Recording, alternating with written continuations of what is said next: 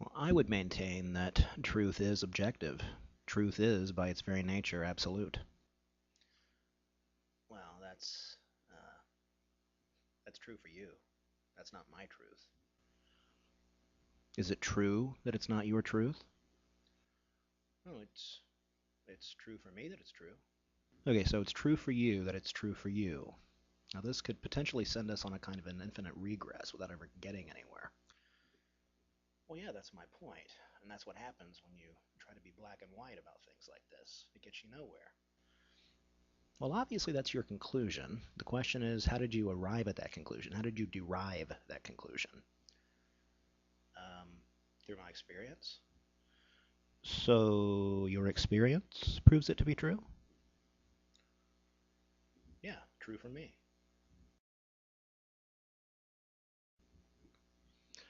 Okay, so how do you know that what's true for you right now won't be true for you tomorrow, or the next day, or the day after that?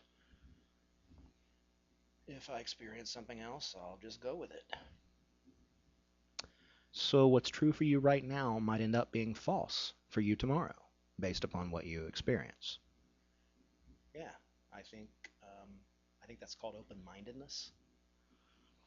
Okay, so truth ultimately is based upon your personal experience.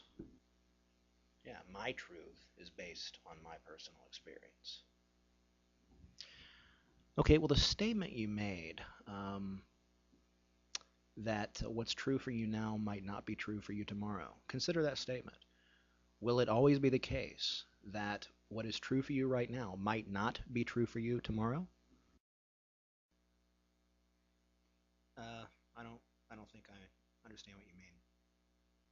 You could look at this in a variety of ways, all of which I would maintain expose the weakness of your relativistic position. If you say your truth is your truth, well, then one must ask, will it always be the case that your truth is your truth? Or you could ask it in the way that I'm analyzing right now. It might not be the case that what's true for you now will be true for you tomorrow. Is that true? Is that absolutely true? That what's true for you now might turn out to be false for you tomorrow? Or will it always be the case? Is it universally true that personal experience determines what's true for you?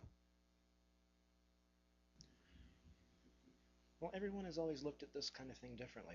People have always looked at truth differently at different times. That's why it's relative. I know that's your contention, but I think I can demonstrate to you that there's a kind of objectivity lurking in every statement that you're making. Okay, well, how so?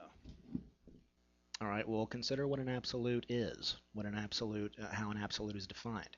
An absolute truth is one that is universally true, true for all times, all places, and unchangeable, true for all people. Right, okay, and how can you say there is such a truth? Well, I can, but in having this kind of Socratic dialogue with you, I don't even have to do that because you're already saying it. You just don't even realize it. For example, you said that truth has always been approached differently by different people throughout time. You just made that statement, correct? Yeah. Okay, well, if that's always been the case, then it's a universal. And you're making an absolute truth right there with that very statement that people have always approached truth differently. That itself is a universal claim and it's objective. So your relativism becomes problematic in that very statement that you're making. All right, well, I'm confused here. I mean, how can it be an absolute truth that all truth is relative to perspective? I mean, that's pretty much what I'm saying, or relative to experience. That seems like it would make it relative, not absolute. Well, no, because see, that's your absolute and unchanging truth. Remember how it's defined as a universal. That would be, at least that would be a starting point. That would be your unchanging universal truth. You believe in absolute truth. In fact, not only just the one that I mentioned, but you believe in other absolutes as well.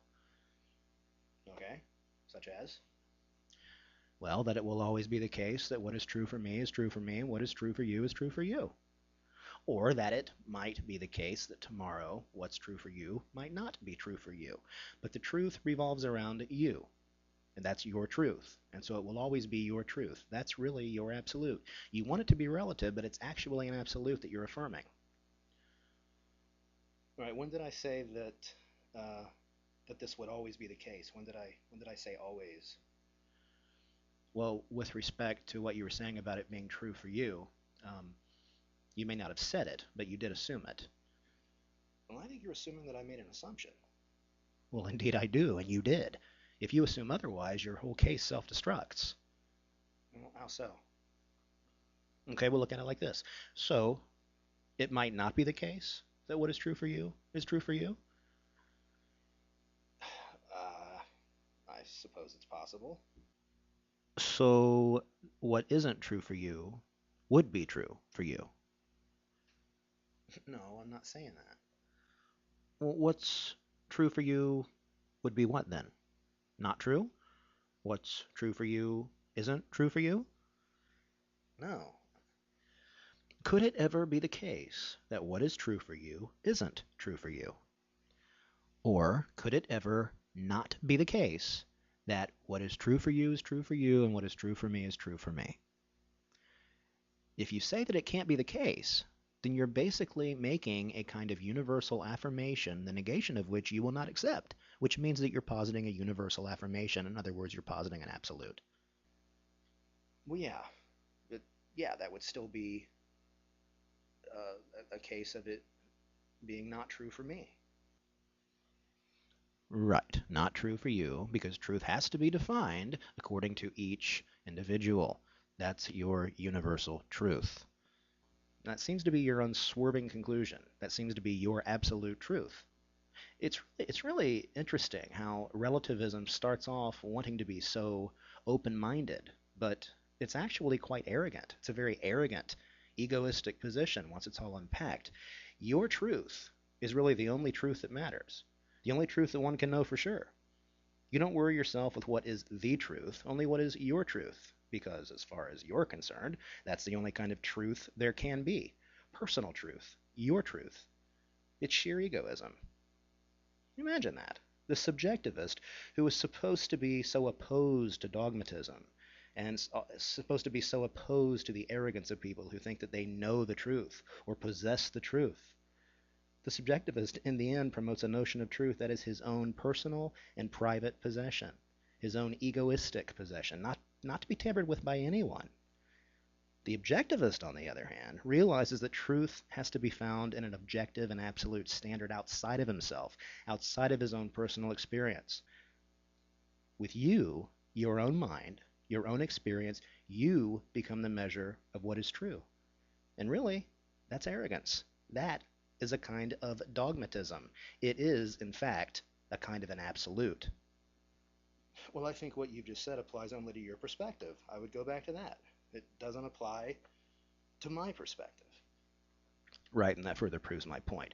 Your egoistic approach not only makes truth your own personal possession, it also forces all objectivists to be in the same category as the relativists. You deprive the objectivist of his truth, namely, that truth is not relative, but absolute.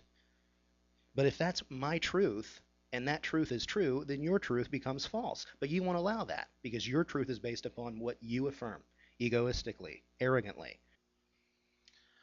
So essentially, I want everyone to remember this. The relativist, although they seem to promote tolerance, open-mindedness, and all those nice things, they're really the most intolerant, closed-minded, arrogant, egoistic, and dogmatic people you will ever encounter.